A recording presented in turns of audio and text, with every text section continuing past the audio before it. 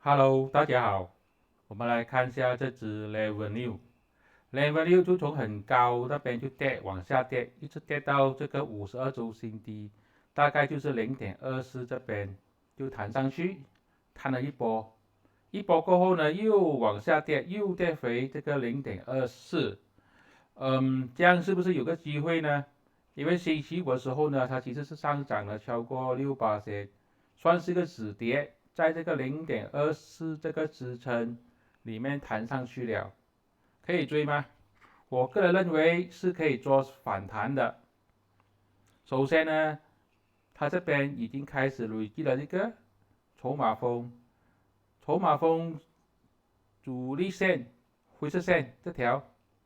0.275，如果它有机会突破，站稳在0.275上，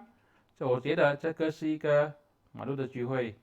但是不要 all in 呢，要分仓，因为它的下一个阻力就是0.305，这个有机会突破，也有机会突破不到。如果它再突破0.305，这个就可以加仓那时候就去看一下有没有机会去突破这个0.405。基本上我觉得 Revenue 是有机会的，只要它能站上去这个筹码主力线的灰色线，就是一个机会了，做反弹的机会啊。也就是说，一定要到某个位置的时候，右侧的时候一定要卖出去，不可以长期。这是我的个人看法，并没有任何的买卖建议。谢谢大家。